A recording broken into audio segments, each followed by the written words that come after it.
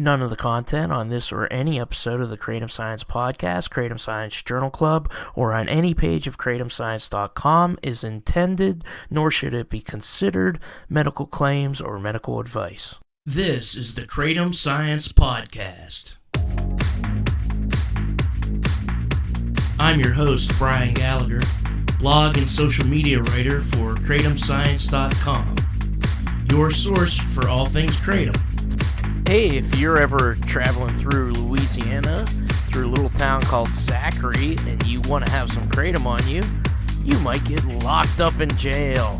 Here to talk about it is Kratom advocate Paul Schexnaydre. I don't really have like a whole list of questions prepared, but I'm just following this stuff in Zachary. It feels like you're having to go around put out fires all around the state, and you're not getting very much help other than like Adam and Leanne.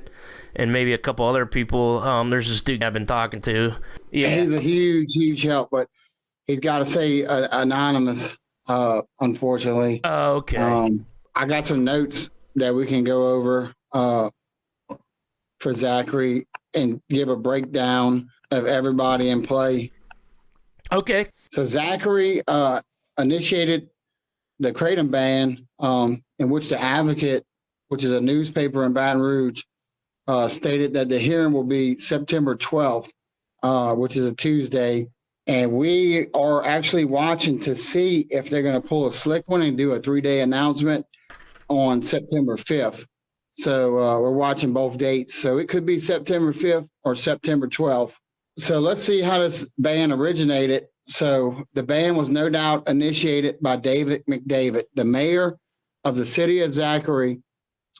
Prior, he had 40 plus years with the Zachary Police Department and 12 of those years as the police chief.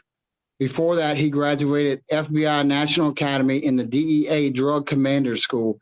He also served as a Delta Narcotics Task Force member for 30 plus years. So the career cop became the mayor. All right.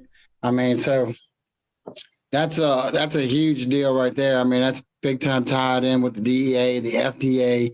So we can easily see that, you know, he's definitely trying to push it. And then the new to Zachary City Council was Amber DiVigio. I guess that's how you say it. She's an ex-fashion designer. She's married to an ex-NYPD cop sergeant, Lou, and she ran for councilwoman unopposed. So no one ran against her. So she automatically won. So like I say, these bans just don't come out of the blue.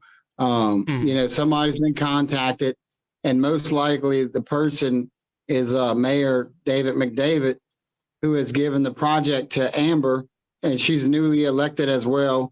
And she read from a prepared sheet about Kratom at the hearing for the introduction of the ban ordinance. Yeah. The city attorney, John Hopewell, is the man at the podium in the beginning of the hearing who wrote up the actual ordinance and gave copies to the council. So for the hearing, he was not seated next to Amber. That was the mayor, David McDavid. He was sitting in Hopewell's seat. So, and what Amber, you know, put out that a word of warning out of this municipality, you know, Kratom users and lobbyists, your one-sided arguments as well as picking and choosing literature will be deleted from my page and you will be blocked.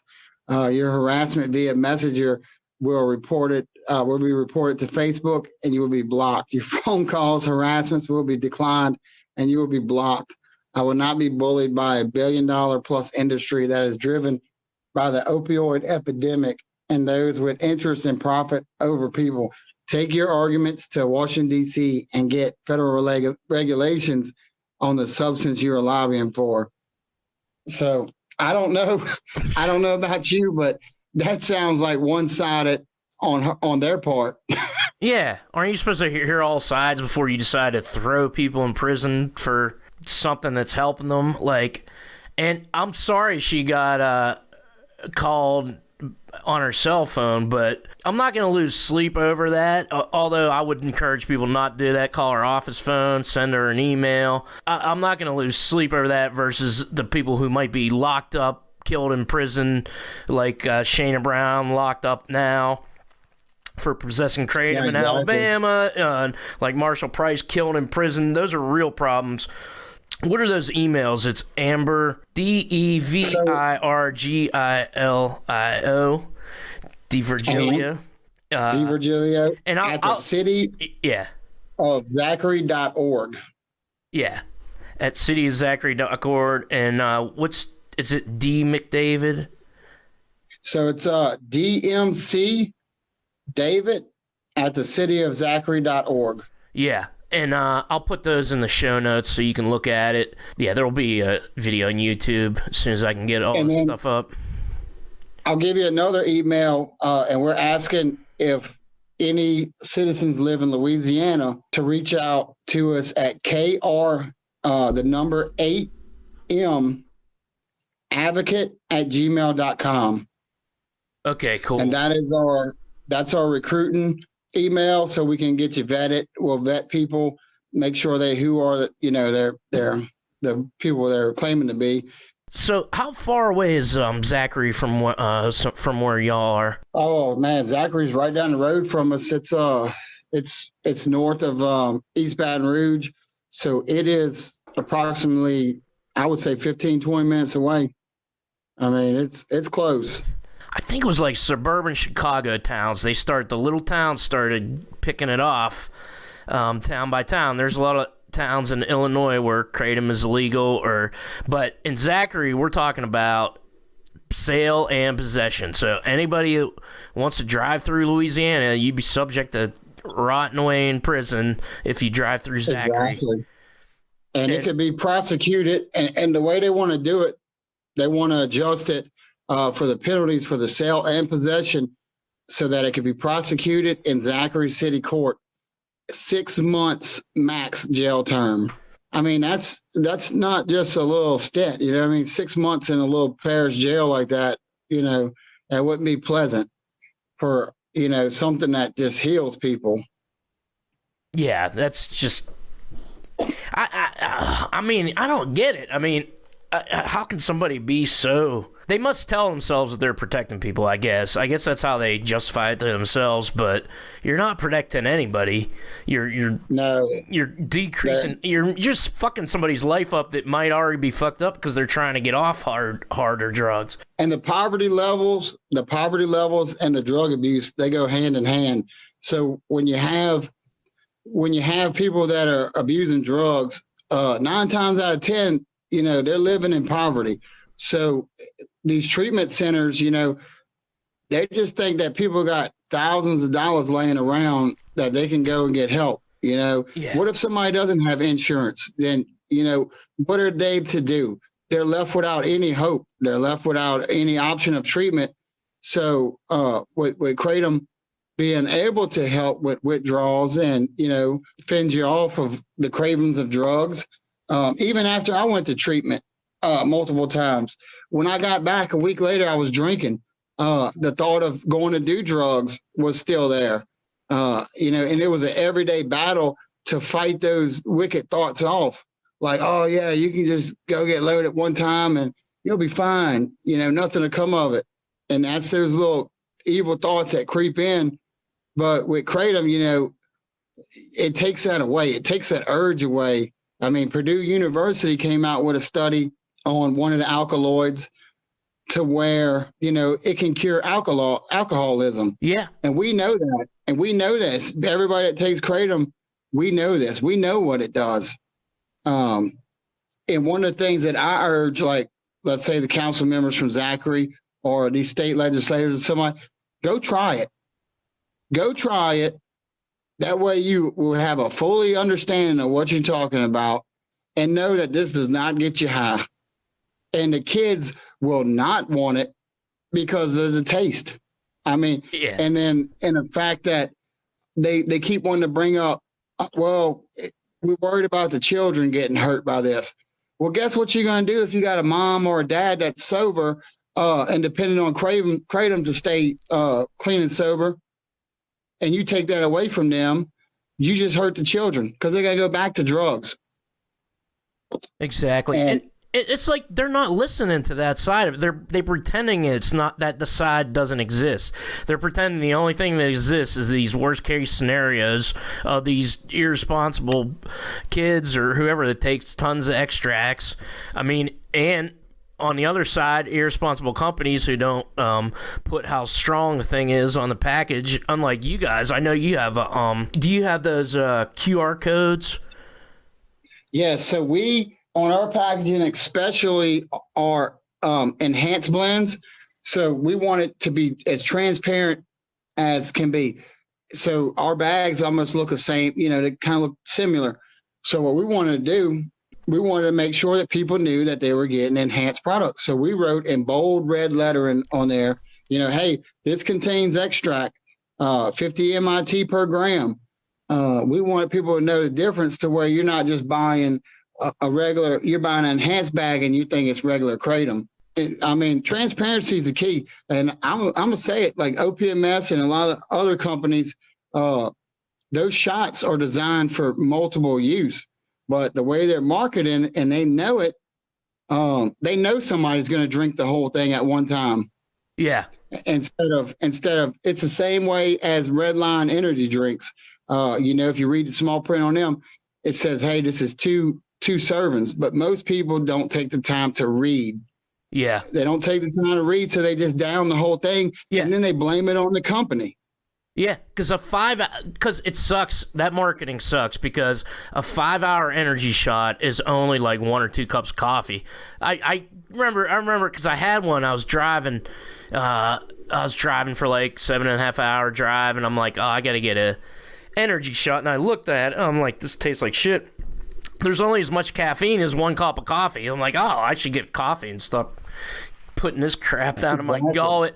But it's like they're marketed right alongside it. And because I bought one, I still have never tried a liquid energy extract shot. I've had extract powder, so it's the same kind of thing.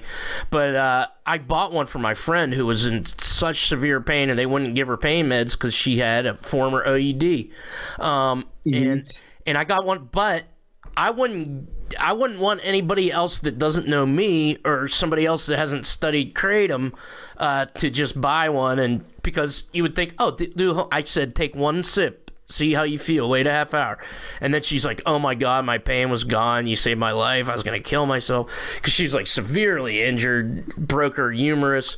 And I'm glad those are available, but they need more information with them. And so, yeah, definitely those companies are part of the problem, and they're the ones with the money. So it's a whole big old complex problem that you and I talk about in emails, and like it's hard to know what to talk about, whether it's going to help or hurt. But eventually the truth's going to come out about some of these. But there's most people in this Kratom world are trying to do the right thing, and the people who are speaking out aren't the industry. They're acting like it's the industry. It's all industry propaganda. We're all AKA puppets, when nothing could be further from the truth. We're not puppets. We're not puppets of the big industry. We're talking about the fucking truth here. It actually helps people. I wouldn't be into this far if it didn't help people.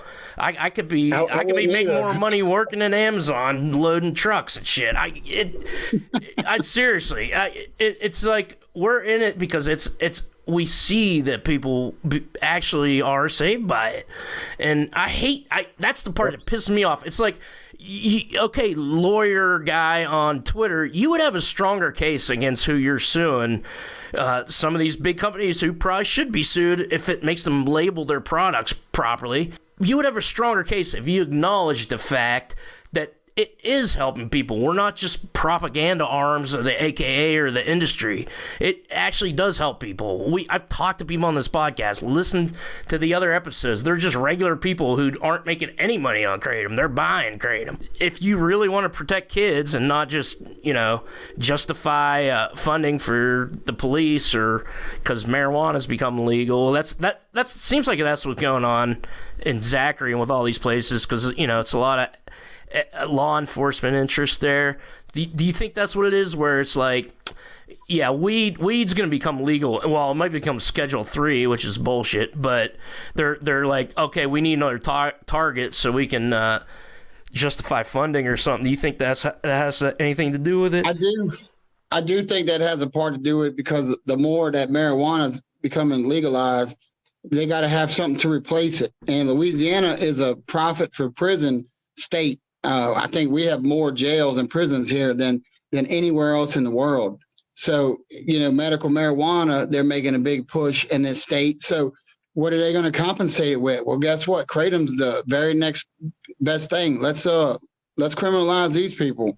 And it's been ongoing. I mean, they want to use this cop out of go to Washington, D.C. and get federal regulations and everything. Well, guess what? Marijuana is still illegal on the federal level. Yeah. You know what I mean? It's still illegal on the federal level. They know that the government's not going to do anything. And that is just a cop-out statement that they choose. And also, the $1 billion industry statement. You're absolutely right. We're not. I quit. So I am doing full-time Kratom now. I quit my job and everything. Well, that's good. I'm giving up a major pay cut to do this. You know why? Because I believe in it, and I will, I wouldn't have got to where I was at within my company, who I was working for, if it wasn't for Kratom.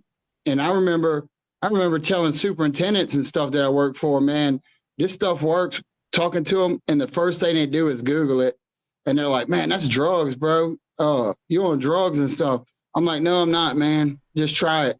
You know what? A couple of them superintendents did try it. And they actually purchased from us now, and their perspective on Kratom has completely done a 180, being against it to like, man, this stuff works. And one of them's actually quit drinking alcohol because of it. So yeah, that's awesome.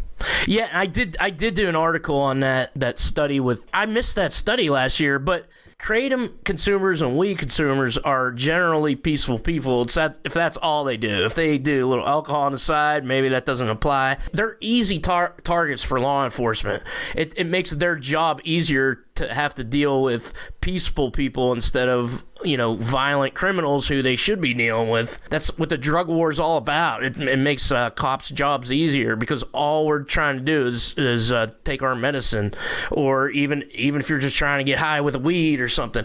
And it's like, yeah, we'll target them because they're easier, because they know there's less of a chance that they'll show up and we'll be brandishing firearms or something like maybe a drunk guy might do. It's just cynical, and it's a bad way to run society, and I hate it. I hate that these people are just like, we're gonna fuck with their lives, throw them in jail, who cares, and justify it. And it's like they're not even listening to the side where it's actually healing people. Exactly. I'm just going on a rant. And they also try to blend the tianeptine deal with it, that tianeptine and Kratom are the same thing. Well, it's not. And you know what? Tianeptine does cause respiratory depression, whereas Kratom does not. And it's been studied by the NIDA and proven. And you know what? Ascension Parish, they banned Kratom, the sale of Kratom here, thinking it would stop things. Well, guess what? It didn't. People are still buying Kratom and using tianeptine and stuff, and they had overdose death in Ascension Parish, whereas tianeptine was involved, but Kratom got the blame for it. But it just goes to show you that their banned attempt, it didn't work. And now somebody got adulterated products. It's absurd, man. Was that in Baton Rouge that the little baby got a hold of tianeptine capsules with some Kratom in them or something like that? And yeah, so it said he had a thing lethal about that dose. is too. Yeah, we talked to the gas station attendants that knew that lady, and they straight up told us that she was so high on crystal meth she didn't know what she was doing. Yeah. But nowhere in that article was crystal meth even mentioned in it. And you know what? That is a irresponsible user. You can abuse anything though, man. It's like from energy drinks to social media to video games. Anything you do is abusable. People just have to realize that, man, and realize people are watching. You always want to do the right thing, even when nobody's watching. People just need the information. She might have thought she was just taking kratom capsules, trying to get off meth, and there ended up being tianeptine in there, which is a riskier thing. It's a different thing. I mean, maybe people could use tianeptine responsibly, but there's just no information. It's high risk, whereas plain leaf kratom is lower risk. And we're trying to get the information to people. You put all that shit, you outlaw that shit, will go underground. Exactly. Exactly. They're trying to shut us up. Like you can't say the word kratom on TikTok, but they're trying to just shut that down. And it's like, we're not trying to get kids to take it. We're trying to talk about it. We're trying to get adults to use it safely and not buy any shit with like tianeptine in it that doesn't have lab test results. And I was gonna play. I have that hearing queued up. Yeah, I just wanted to get it from the first when the lady could not pronounce it, because you can't even pronounce it and it's that much of a problem. You brought that point up, I think, in Livingston, but here we go. Introduction of Ordinance 2023-11, authorizing the City of Zachary to amend Chapter 58 of the City's Code of Ordinances to allow the city to adopt regulations designed to regulate the sale and possession of what is that? Kratom. Mitragynous. Sorry, I've never heard that before. And to be designated at sections 58 through 40, all regulated within the city limits, and for any and all related matters in further. Yeah, so she's never heard of it, but it's such a problem in that town. They gotta start arresting people. And that's where it's stemming from for all of them. All the hearings we've all been to is, it's just such a problem. This is a public safety threat, but yet they've never heard of it. No, they don't know anything about it. But I'm sure they knew about Mojo and bath salts and everything else, because that was truly a problem. And that caught on. And they're trying to pull them same tactics, that this is bath salts or Mojo and stuff like that, when it's not. It's not. And they did the same thing with marijuana. They did the same thing with CBD. This has no medical use whatsoever. That's bullcrap. If it didn't have medical use, then why are all these universities doing studies on it and writing articles that it does help? Yeah, they say that like it's a point. That means the FDA hasn't studied it enough and put it through the drug approval process. But we got to start thinking differently about this, because people use plants for their health all the time, like even down to like having a glass of green tea a day for the antioxidants. So it's like we got to start thinking about this shit more in a more advanced way than if the FDA doesn't approve it, that means it's bad or good or whatever. Exactly. The FDA flat out lies to people, and we know it. Look what they did with Zantac, for crying out loud. When my wife was pregnant with her oldest son, the doctor prescribing, just take Zantac for heartburn and stuff like that while you're pregnant. And then, now we know that it causes health defects, causes cancer, causes all kind of stuff, and I believe it got pulled off the market. And I'm going to obviously turn this over to Mr. Vigilio. This is obviously something that she has asked us to take a look at. You have a copy of the ordinance in front of you. The one thing that I will tell you is this is obviously only introduction, so it's not public hearing. It's not anything that I need to vote on today except to introduce it. But one of the things we did do for the sale and possession is to adjust the penalties to make it such that it could be prosecuted in Zachary City Court. Thank you. And with that, I'm going to leave it to the councilwoman. Good. Thank you, Mr. Hopewell. Council members, this evening I'm requesting a motion to introduce an ordinance banning the sale and possession of Mitragynous speciosa, also known as Kratom, within the city limits of Zachary. As many of you may know, surrounding jurisdictions have enacted the same in recent state legislation headed by State Senator Caleb Kleinpeter. And if you can't tell by her voice, she's totally reading this off of a thing. But, whatever. Maybe she wrote it down first. Maybe somebody didn't write it for her. I don't know. Gives us language with the authority to do so in our communities. The DEA classifies kratom as a chemical of concern. The FDA has ruled that it has no medical use benefit. Kratom originates in Southeast Asia from a tree related to the coffee plant. Often the leaves are sold as a fine powder or sold to make a tea. The powder often comes in capsules. Mitragynine and 7-hydroxymitragynine are the two alkaloids responsible for the stimulant and euphoric effects of kratom. Okay, so far this is all right information, but it's like, yes, it's a tea leaf related to the coffee plant. What's the catch? Like, often people use the leaf powder as they have for centuries, and so what's the problem here? These alkaloids she's just doing a basic build up to this part. Yeah, here's now when she starts getting to the alkaloids. Mitragynine and 7-hydroxymitragynine are the two alkaloids responsible for the stimulant and euphoric effects of kratom. Kinda. These alkaloids are considered opioid agonists. Partial. And they bind to the same opioid receptors as morphine and heroin in the human brain.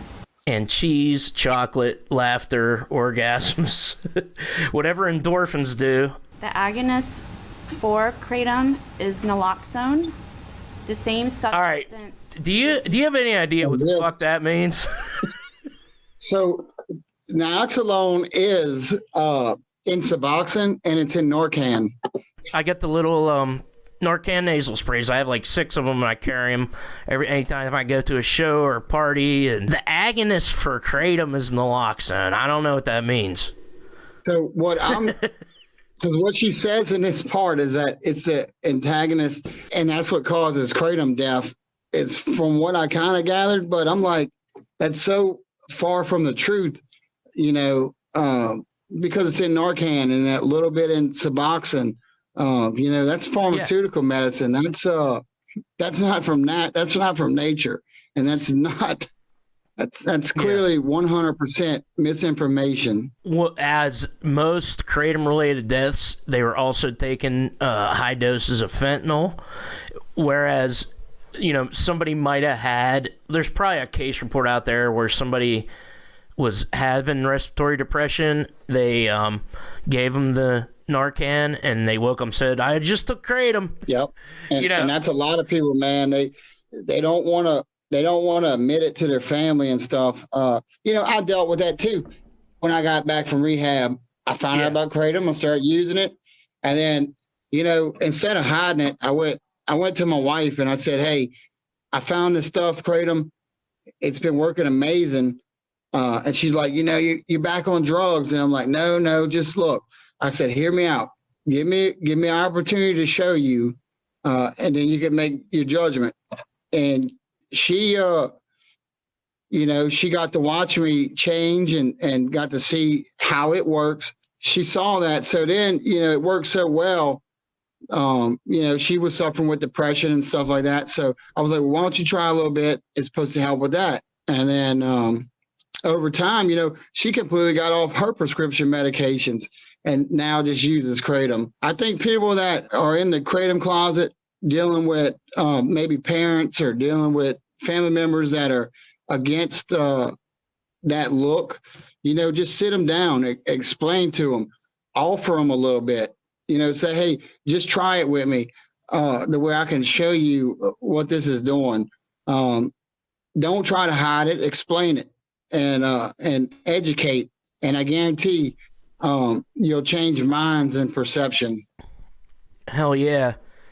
And respect for those of you who do it, because it takes courage. It takes courage to be like that, because I would encourage everybody who can and safely be out of the closet about their kratom, marijuana use, everything. If people in your surrounding family, friend group, if they know about it, then it just helps. It's just like every little bit helps. And when they hear about these little town councils trying to go on their little power trips, they might show up and say something about it. Like my friend used to be an alcoholic, and now he takes Kratom, and he's much better now. I think these towns, it's like they have an opportunity to regulate it and be a model for the state and the federal government, instead of saying wait for the federal government. You can be a model. You can say, well, we'll only allow maybe like extract shots behind the counter, or 1-dose extract shots, or stringent about not selling it to under 18-year-olds or 21, whatever. So you can be a model, and you can do something with your community, and you can actually help reduce harm, and that, because that's what Kratom is all about, is harm reduction for most people who use it. I know there's kids that use it irresponsibly and end up dead, and in combination with other drugs. Usually, you can be a model of smarter substance legislation instead of going backwards with all these prohibition laws. But yeah, I'm gonna keep playing this here. Let's listen to what she has to say. Used in opioid overdoses. In the opioid epidemic, a triad of prescription medications are commonly used by an addict: an opiate, a benzodiazepine, and a muscle relaxer. This combination heightens the effect of the opiate when tolerance has built up. It is a deadly combination with severe risk for respiratory depression and death. The triangle is now a square, with Kratom being used to supply opioid euphoric effects when tolerance has been built up, and to stave off withdrawal symptoms before an addict is able to refill their prescriptions. Kratom is being used as a part of this cycle. It is commonly sold online. Because that's the worst thing in the world, is staving off until you can get your next prescription, instead of going out on the street and buying fentanyl. Like, you know, and see that whole statement, she's looking at it the wrong way. You know, use to starve off withdrawal before an addict is able to refill their prescription. Well, you know, that's a problem in itself. If you got an addict going to the doctor and getting their prescription refilled, this and that, that's the real problem. You know, not Kratom. And we would hope that Kratom would be able to hopefully convert them from that prescription medication. But the way she's talking in this whole triangle, now a square reference, you know, saying an opiate, benzo, and a muscle relaxer, that was during the 2008 epidemic. That's when all these pain management, you know, doctors popped up, these pill shops, and that's what they prescribed. I used to get 400 Roxycontin, 400 Somas, 112 Xanax, and they pushed it. You know what I mean? With the FDA and all the banning, you know, the opioid epidemic lawsuits and everything, it still happens, but it's not happening like it was 10 years ago. yeah. And she's trying to make that claim that it's still going on. Sam, you know, the problem is they're watching these TV series coming out about stuff that happened 10 years ago, and they think it's still going on now. It was the CDC guidelines in 2016, and they're still going after prosecuting doctors. The problem now is people aren't getting any pain medication, and they have to go to the street, or luckily, like my friend, she couldn't get any pain meds for a fucking severed humerus. Like her arm was hanging by its skin and muscle, and the bone was like sliced in half, and they wouldn't give her anything. It's insane. So I was like, I went and got her liquid shot. And that's what people are using Kratom because they shut down. They shut down the responsible users of you know, prescription medication. They shut it down to where they can't even get their medicine anymore. Those in severe pain. Yeah. So, and Kratom works. So, hey, let's use this. And then now people, you know, waking up and realizing that, hey, the pharmaceutical industry is dirty. They're out to drain you of your funds and your life. My wife's, one of her close friends is a nurse. She does like home health care, you know, people in old folks' homes. There was a guy in his 70s with like cancer that caused him pain, like severe pain everywhere, and they wouldn't give him pain meds. She's like, it's a real problem. Two of my wife's close friends are nurses, and they say it's a problem. They won't even give a man in his 70s with cancer who has maybe a year left, if that. They won't even give him pain meds. I wish these people would look at that side of the problem, and they don't. They're just like, oh, kids are gonna get it, and that's it. But that's just that's not even 1% of the picture. No, most people that use Kratom, it's the older folks with pain management issues, or recovering addicts, trying to stay clean, or somebody that is using prescription medicine that's trying to wean off. Yeah, and that is scary though. Mixing Kratom with other substances, I think definitely don't do it. Yeah. Yeah, if you do try to do Kratom to wean off, pick one or the other. And I'd say pick Kratom and just go with it. Yeah.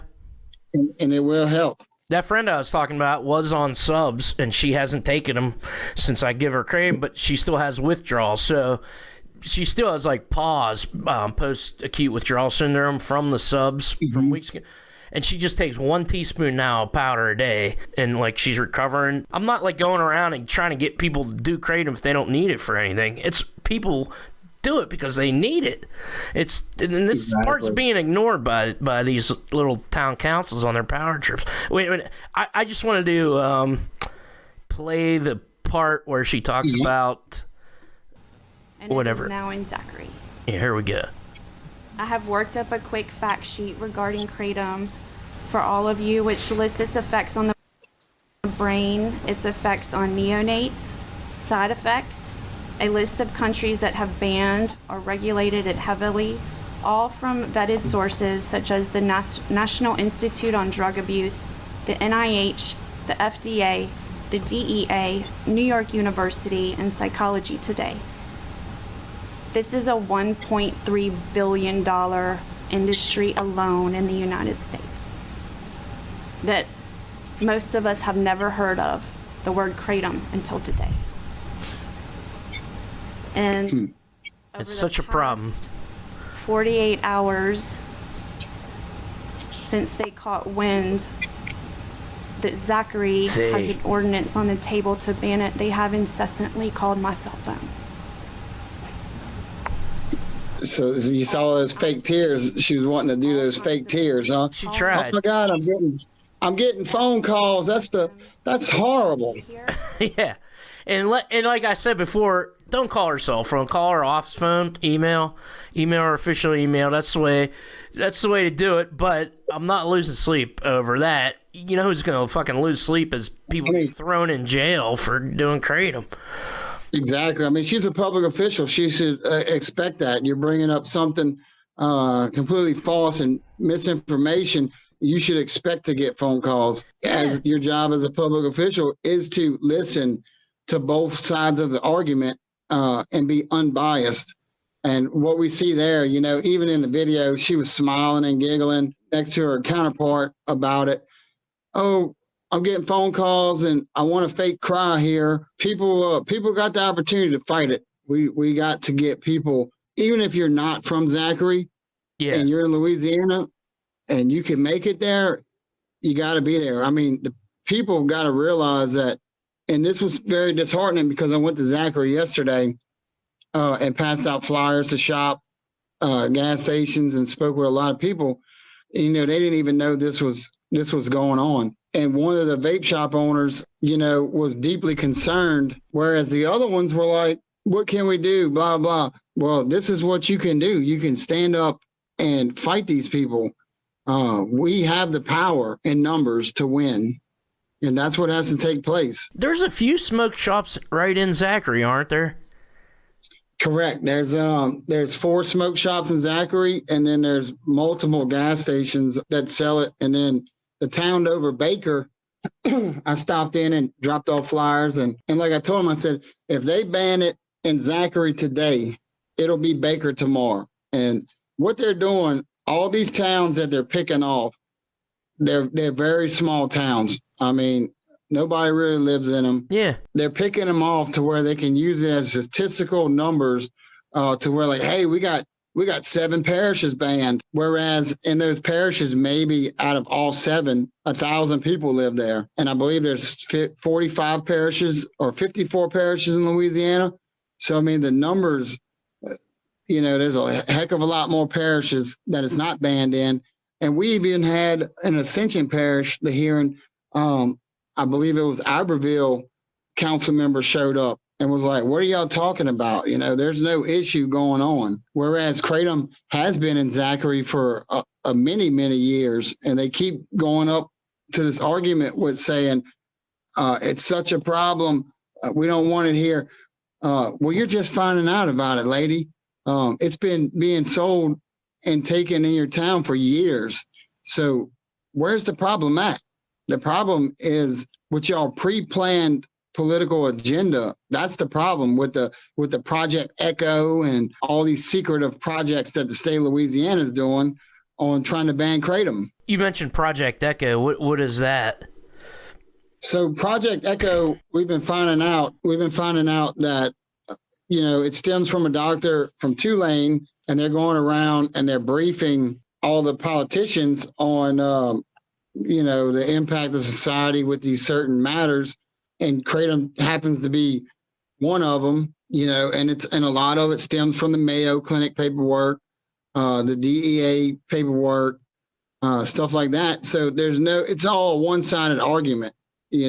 Nobody brings up the other side. Nobody has an open-minded approach as to being like, hey, this could be help. But it's also fueled because of Act number 425 for all the treatment centers and stuff to push Suboxone. What is this Hope Advisory Council? They're having like a Kratom, and that's where Senator Kleinpeter got his information, because in this hearings they call it gas station heroin. Yeah. They don't even give it a medical scientific term for these hearings. They label it as gas station heroin.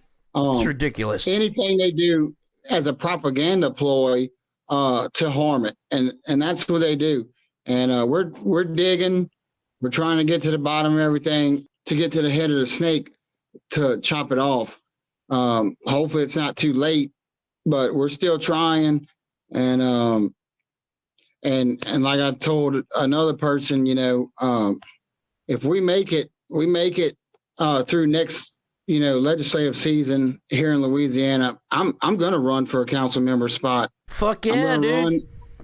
I'm going to run for council member spot, get involved politically. That way I can go to these hearings, these state legislative meetings, and give Kratom a voice. And I think if anybody out there is listening and you're in political influence and stuff, maybe they should look into that too. We got to come together as a community and really give Kratom a good voice. It's going to be a long road ahead. So what I'm going to start doing is I must just start showing up to these council member meetings, listening,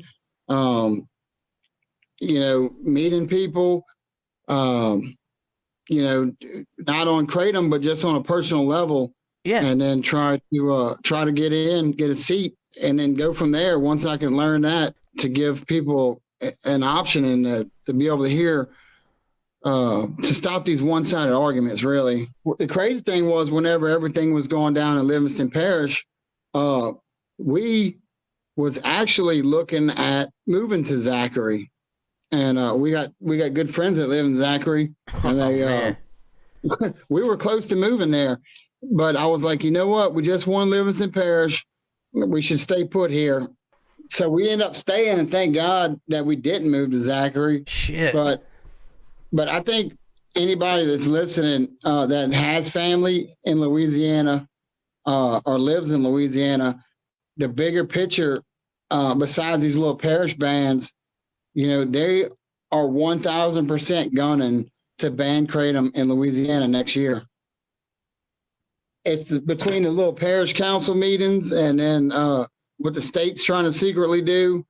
We got to get people involved. We got to get active advocate members. even if you're in a different parish, just come show up. Let's say you're scared of public speaking. Just show up and say, hey, I don't approve of this ban. That's all you got to say. Yep. But we got to have numbers. We need 50, 100 people to show up at these meetings. And then, they'll think twice on continuing what they're doing. Definitely. We've seen them beat back. You beat them back in Livingston, and obviously power and money control everything in this country. It's still we still live in a free country where we can participate in government, and the more we do it, they back down. It's our system of government and our Constitution is written so that if people raise hell, then they'll have to respond to it. That's why this country is great, and it becomes better the more people participate, I think, in everything. I mean, this is our little issue. Like, you can take it out to other issues later. Hopefully we'll solve this fucking issue in my lifetime. I don't know. But this is like your chance to be a good American. I should be playing the national anthem behind me with my patriotic speech.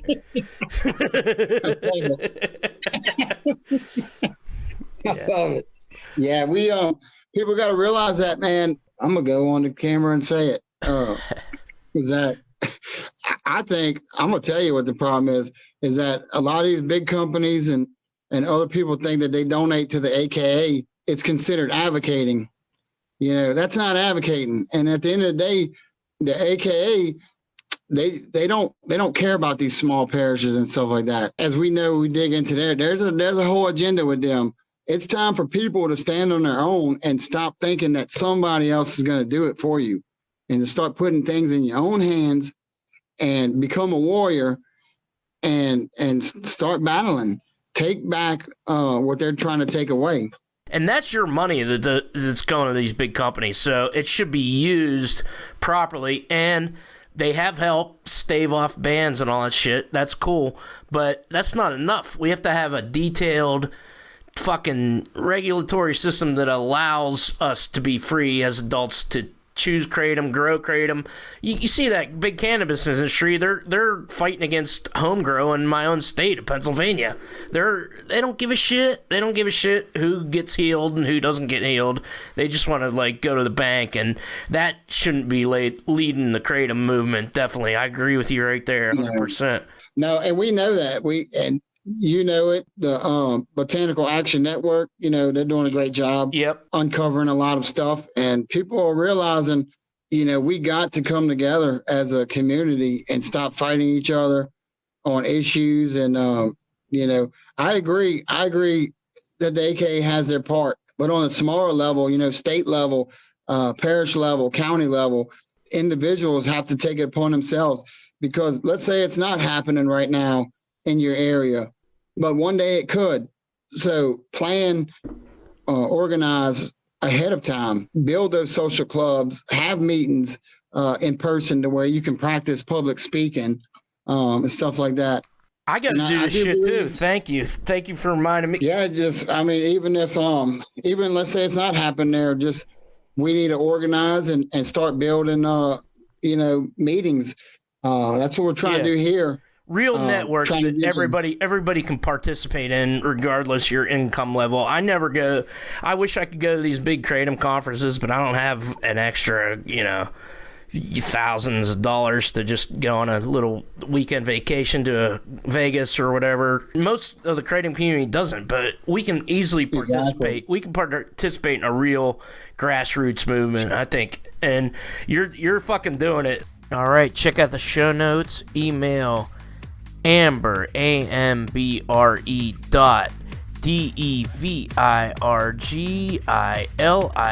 at cityofzachary.org and DMC David at cityofzachary.org. You want to contact Paul, email kr8madvocate at gmail.com. Check us out on Twitter at Kratom Science. The music is Risey. The song is called Memories of Thailand. The Kratom Science podcast is produced by me, Brian Gallagher, for KratomScience.com. Take care.